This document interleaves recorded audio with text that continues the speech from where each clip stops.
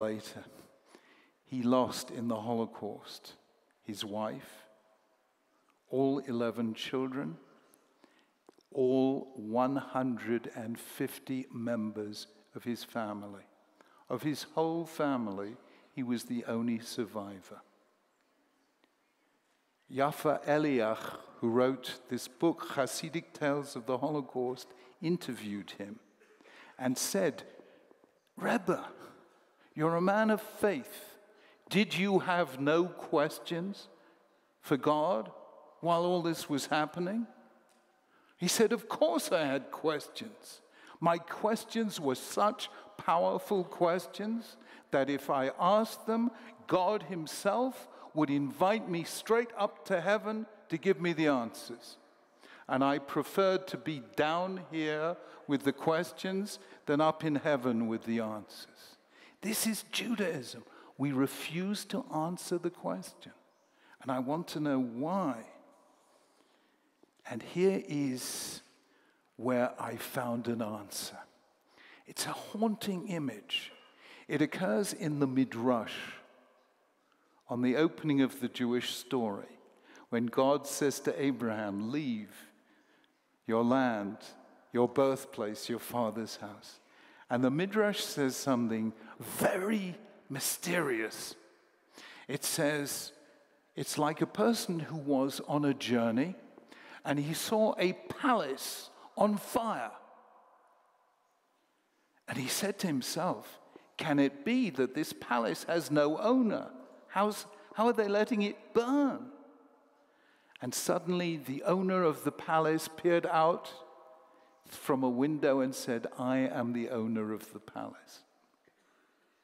So with Abraham, he is wandering through the world and he says, "Can it be that the world has no leader?" God peered out and said, "I am the leader of the world." Now this is a very mysterious midrash, but what it tells us is that Abraham saw two things, both. He saw the beautiful order of this universe, designed by a divine architect. The world is a palace. God created it. And yet, look what human beings are doing to it. They're setting fire to the palace. How can God let them set fire to his palace? And the Midrash says, God called to Abraham and said, "I am the owner of the palace, but I need you to help me put out the flames." Are you with me? Now, how come God doesn't have his own fire extinguisher? I'll tell you. Because you see, when God created us, he gave us freedom. Big mistake. Because look what we did with that freedom.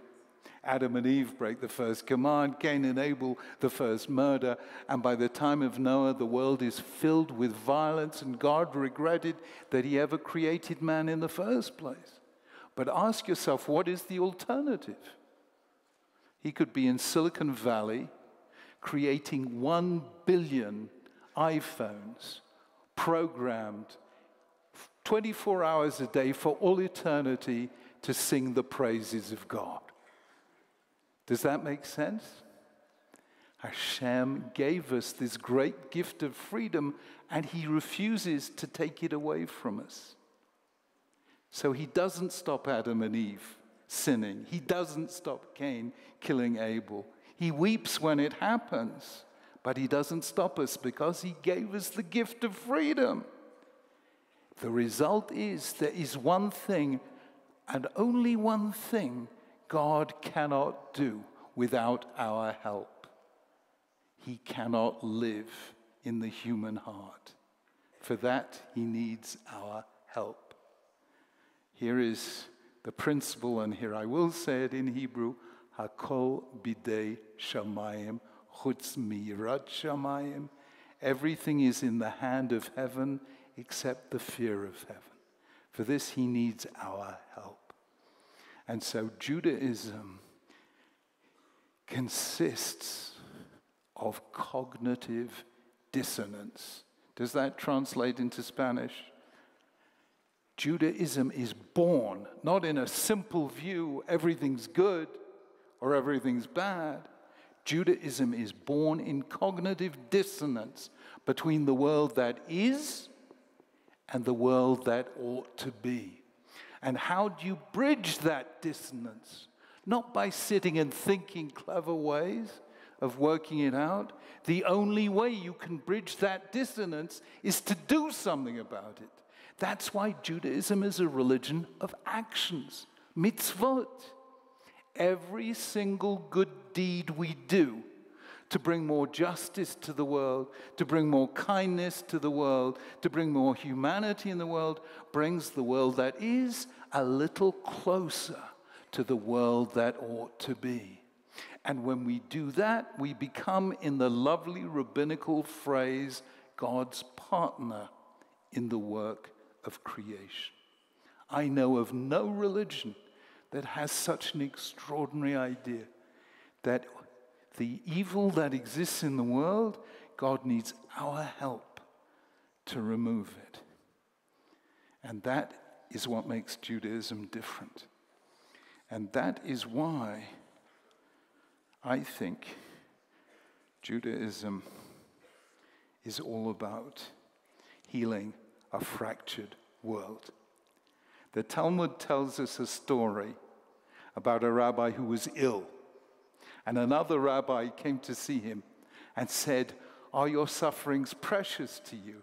Because the more we suffer, the more you get a reward." The rabbi said, "Are my sufferings precious to me? My sufferings aren't precious, neither is the reward." "Okay," said the visitor, "I will heal you." And he healed him. In other words, anything that can be healed should be healed. Only the things that can't be healed do we say, Baruch Dayan Ha'emet. Do we accept Tziduk Hadin, God's justice? But anything that can be healed, we must heal. All the fractures that can be mended, we must mend. So now I want to tell you how this works out in life. And I want to begin with the man I mentioned to you. Ooh, look at that. Thank you.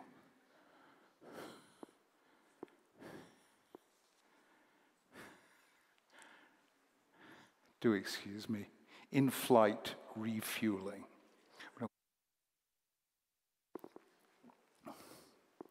The Klausenberger Rebbe. What did this man who lost his entire family in Auschwitz decide to do after Auschwitz? Did he hate Germans? Do you know what he did? He built a hospital, the Laniado Hospital in Israel, where he said every single person, whatever religion or lack of it, will come here and be given full human dignity, and we will try and bring life into the world instead of bringing death into the world. That is how he tried to heal his own fractured world. And I have to tell you, if you've ever seen a photograph of the Klausenberger Rebbe, this man is smiling.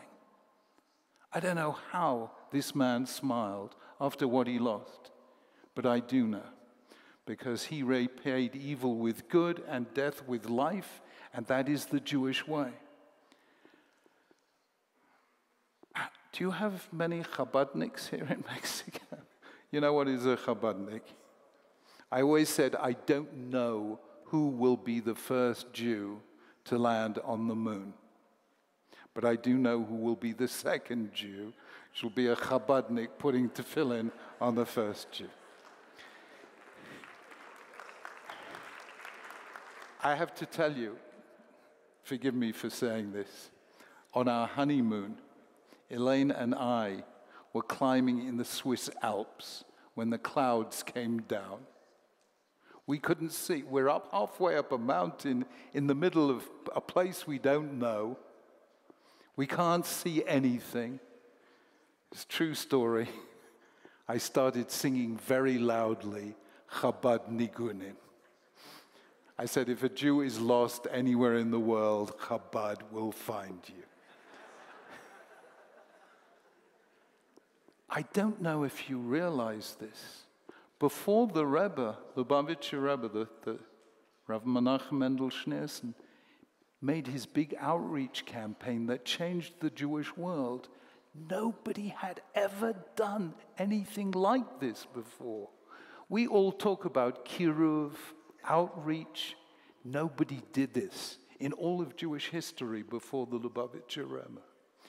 When he became Rebbe in 1951 or 1950, do you know, I asked myself, what made this man do what no Jew had ever done before? And I came up with this answer. I don't know if it's true or not, but the Chabadniks tell me it makes sense. This man lived through the Holocaust. His world, Lubavitch came from Eastern Europe. That Jewry was 90% destroyed in the Holocaust. And the question is, how do you do what we call in Hebrew a tikkun? Some kind of healing of a pure evil like that. And I said, maybe the Rebbe came to this simple thought.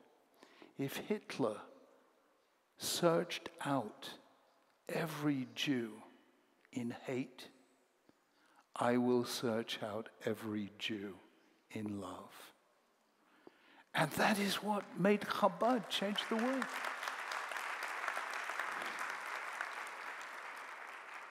So that is the first thing, to take evil and make a tikkun, repair, make a way of mending that hole.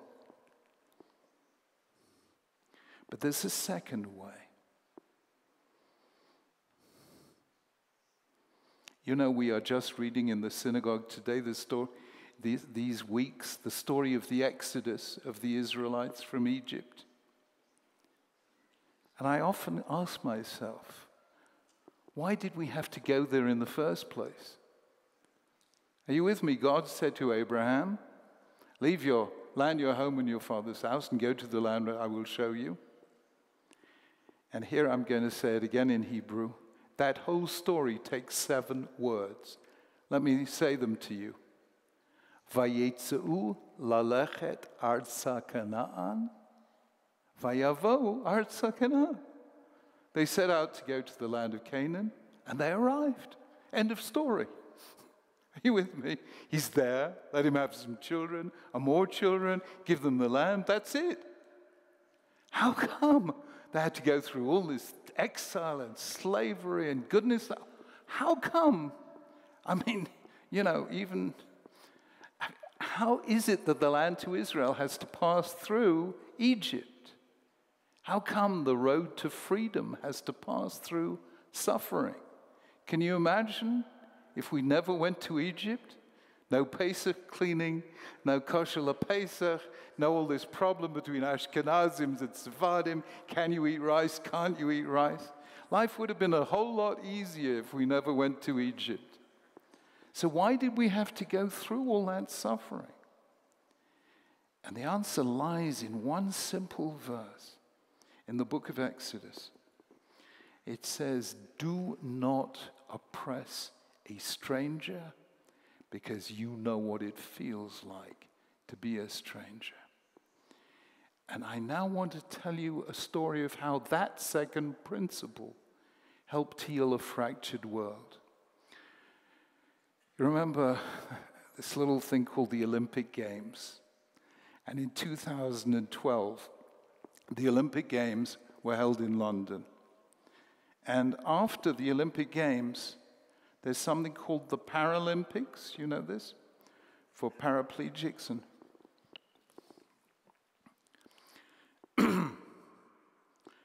so just before the Paralympics in 2012, BBC television showed a film that I regard as one of the most inspiring films I have ever seen.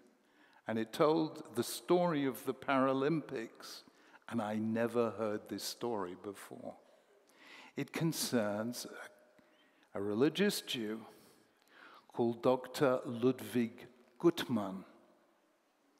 Dr. Ludwig Guttmann was the leading neurosurgeon in Germany. In 1935, the Nuremberg laws came into effect. All the Jews, in one day, thrown out of all the professions. All the lawyers, all the judges, all the professors, and all the doctors. Ludwig Guttmann is thrown out. For 3 years, he is able to work in a Jewish hospital. Then comes Kristallnacht, and he realizes he has to leave. He comes to England. He is a German Jew, a Yekke. You know what a Yekke is? A Yekke is always punctual. A Chabadnik is always waiting for the Messiah. When a Chabadnik marries a Yekke, they produce the Messiah that comes on time.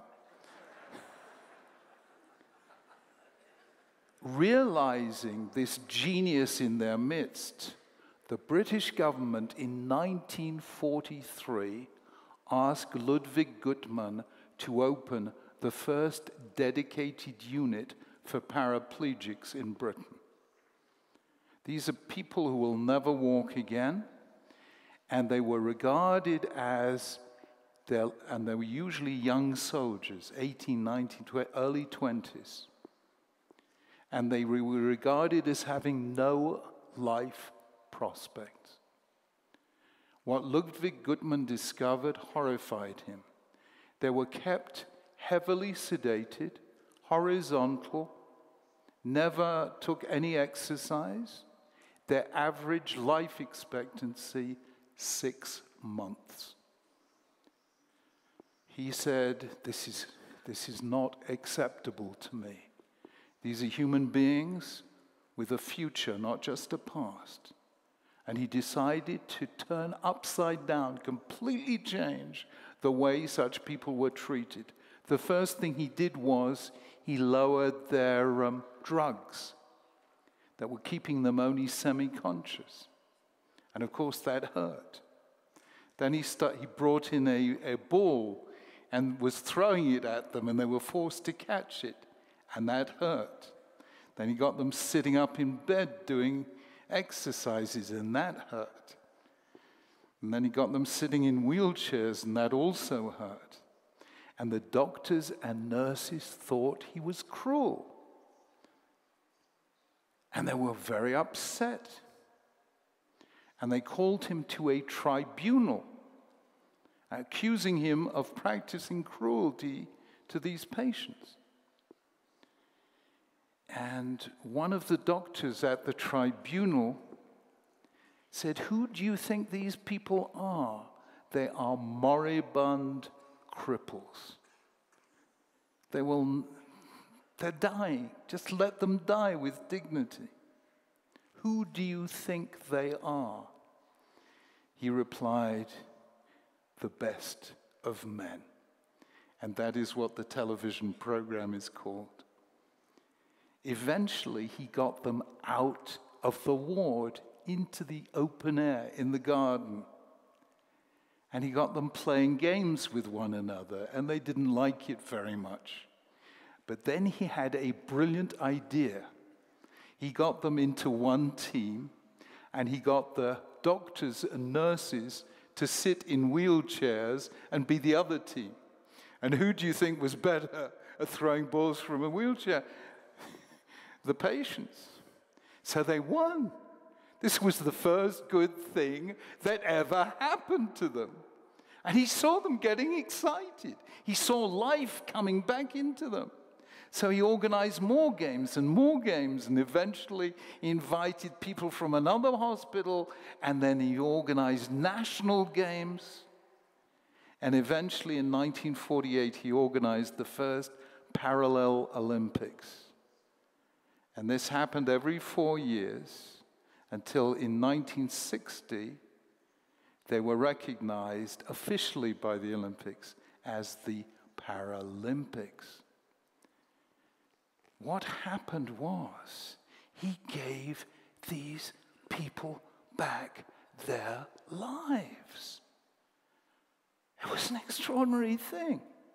And by the time it came to 2012, there were 4,000 people taking part in the games from 140 different countries, watched by tens of millions of people the whole world around. And the whole world's attitude to paraplegics has changed because of one man, Ludwig Guttmann.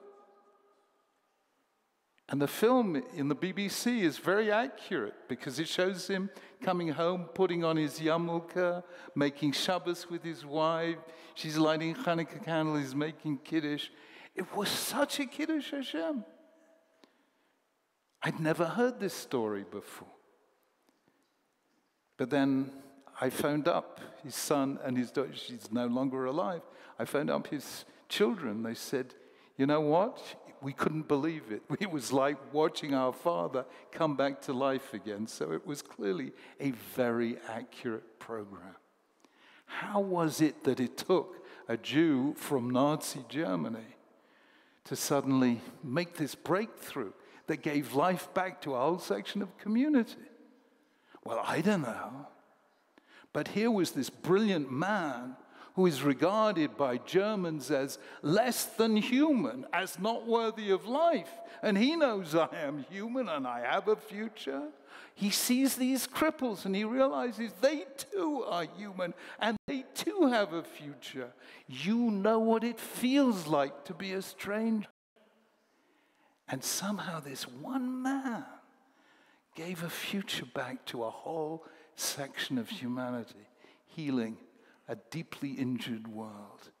And that is the second way through. And then there is a third way through. Do you remember the story of Esther? We're going to have Purim before too long. And Mordechai comes along and Esther's a little not pleased. You know, Jews are supposed to keep a low profile. What are you doing, Mordechai? Fasting, you know. And Mordechai says, listen, all your people are in danger and don't think you're going to escape. But who knows? Umi yodea im la'et kazot higat lemalchut. Maybe it was for this very reason that everything in your life happened as it happened, because you were in a position to make a difference. I want to tell you the story of Adam Braun. Anyone know that name? Adam Braun? Adam Braun came to see us, Elaine and I, 2 years ago in New York. Young man, 31 years old. Management consultant working for a company called Bain. Is that, anyone know this? It's a very good firm. Here's Adam's story. Adam was studying at university in America, Brown University. And in America, they have a program called Semester at Sea. Do you know what this is? It's a ship that goes around the world, and you can go on this ship and study as a university student for 1 semester. So you see the world, but you get your credit for your, and it's called Semester at Sea. So this young Jewish university student is going around the world, and because the ship only stops for a little time at each country, he has to find a quick way of entering into the reality of that country. So he devises a simple way. Every country he goes to, he stops a young man in the street or a young child in the street and asks, if you could have anything in the world that you want, what would you want? And that gave him an insight into what the dreams of young people in that country were. He came to India. He stopped a poor child in the street, one of the street children, and said, if you could have anything in the world that you want, what would you want? And the child answered, a pencil. He suddenly realized the poverty of this place. He said, no, I mean, you can have anything you want. And the child said, yes, a pencil. So he gave the child a pencil, and he returned to the ship.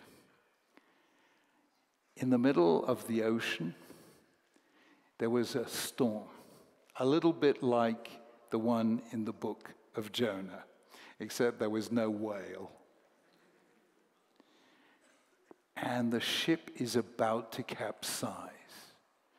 And the captain of the ship is praying. When the captain of the ship prays, you know you're in trouble. And everyone has given up hope. And somehow, the ship righted itself, and it didn't capsize, and they didn't drown. And here is this young Jewish student saying, I should have died just now. God saved me. Why? He must want me to do something with my life. What? And then he remembered this Indian child. And he remembered that he, going to an Ivy League university, had a chance of education, but millions of poor people around the world, poor children, still 55 million children in the world have no education. He said, that must be it. So being a rather good management consultant and knowing all the social media, what do you call it? Crowdsourcing. He got all his friends together. They identified a place in Laos where the local community was willing to become partners with him. He raised all the money if they agreed to really enter into the thing and create a proper educational center. And he built a school in Laos. He said, that's my thank you to Hashem for saving my life. And then he thought, hang on,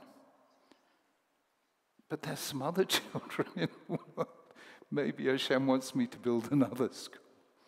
Anyway, by the time I saw him at age 31, he had built 300 schools. Because Hashem saved his life.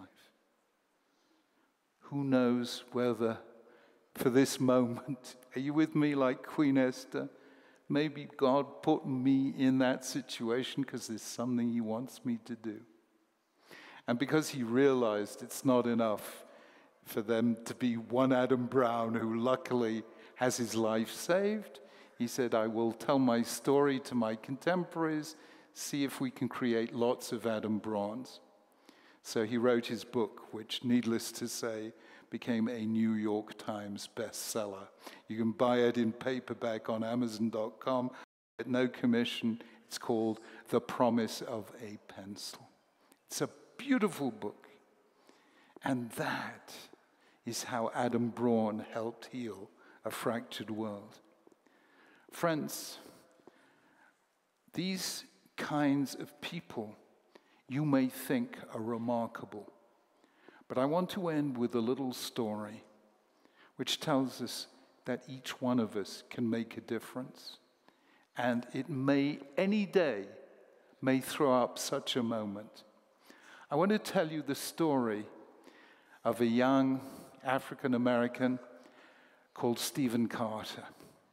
Stephen Carter, aged 11, in 1960-61, moves with his family to become the first black family in a previously all-white neighborhood in Washington. He says, I got up eagerly the next morning to see how we would be welcomed. Nobody looked at us. Nobody wanted to know us. And suddenly I knew we should never have come here. We don't belong here. We won't be accepted here. We have no place here. And he said, as I was thinking these thoughts, a woman appeared, walking along the opposite side of the road, her arms laden with shopping.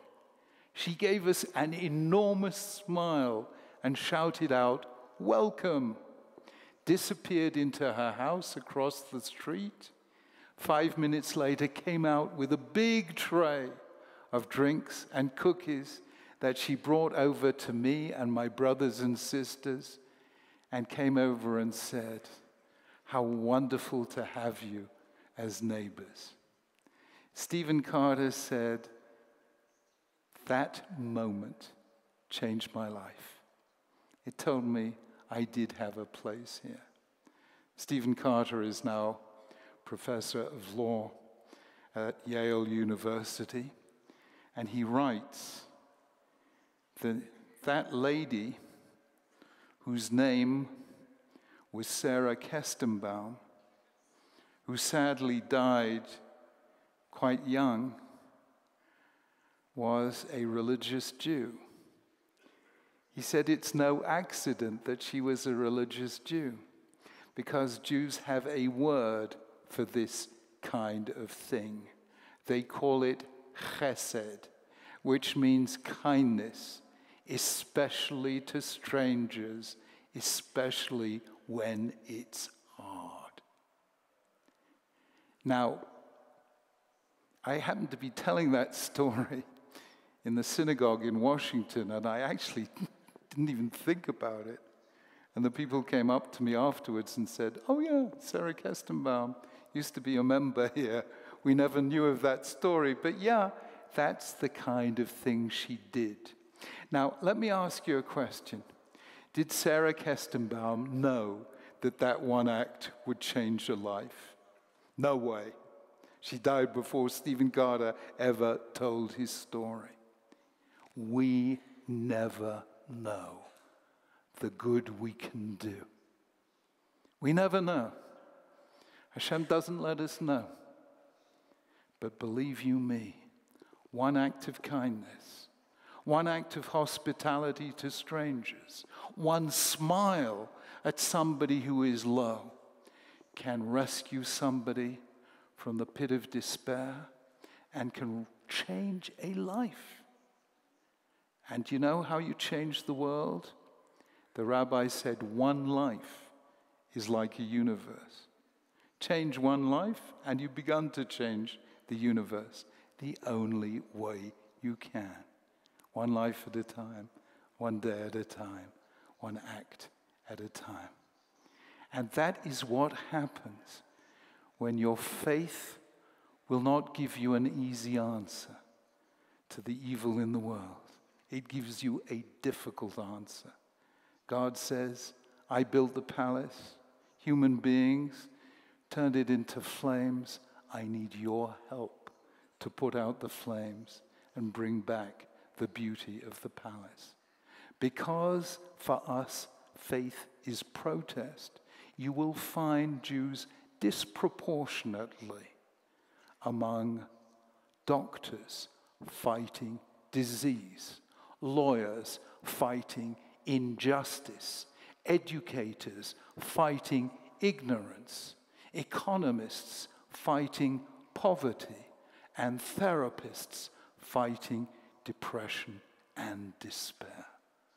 And I say, blessed are we to be part of a faith that does not seek easy answers to difficult questions, but instead understands that God is asking us to be his partners in putting out the flames. Or as I define Jewish existence, it is be true to your faith and a blessing to others, regardless of their faith. And that is how we heal the world. Friends, I was going to end the lecture at that point, but let me add one last story.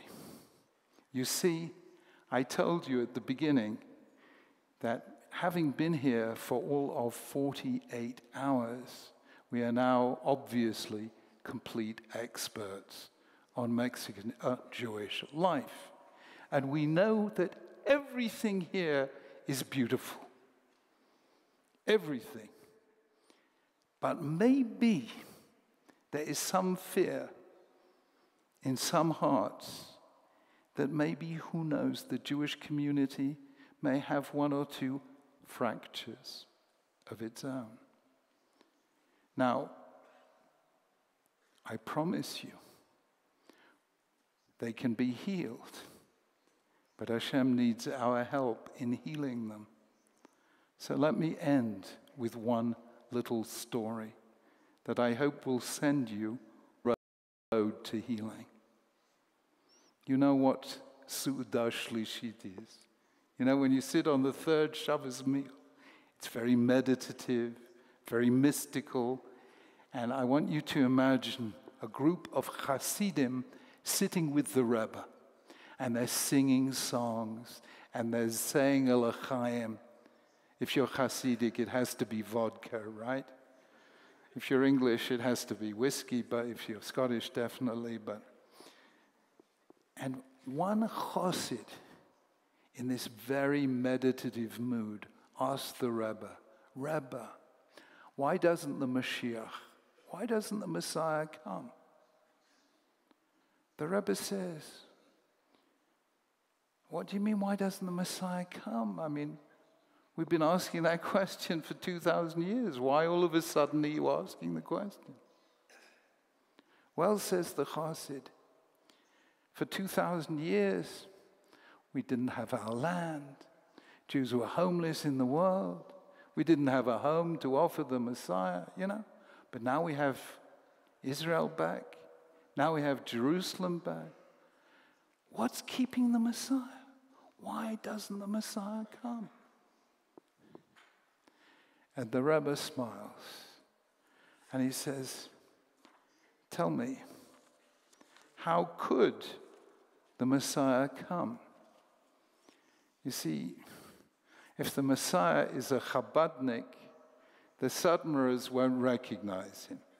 If he's a Chassid, the Misnagdim won't recognize him. If he's Sephardi, the Ashkenazim won't recognize him. If he's not Orthodox, the Orthodox won't recognize him. And if he's Orthodox, the non-Orthodox. So how can the Messiah come? And the Chassid is thinking about this, and the Rebbe says, you see, we got it wrong all along. We thought we were waiting for the Messiah. It's exactly the opposite. The Messiah is waiting for us.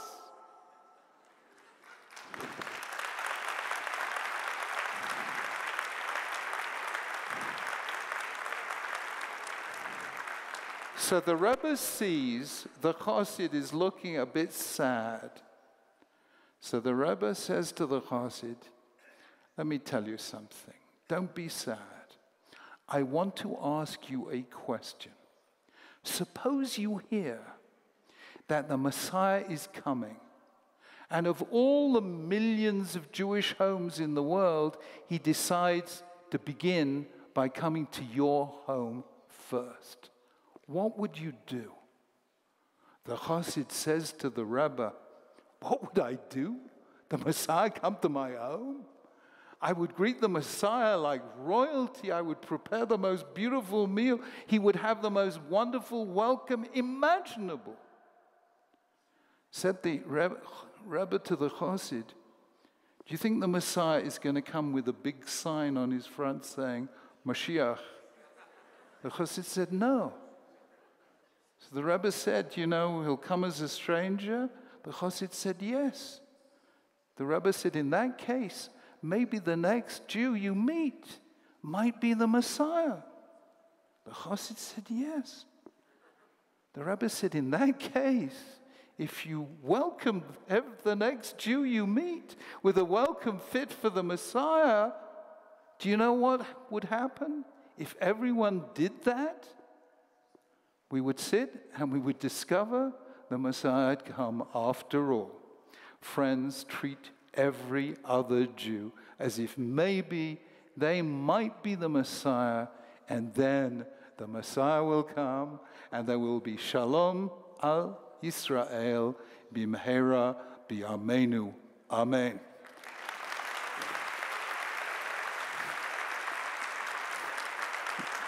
Thank you.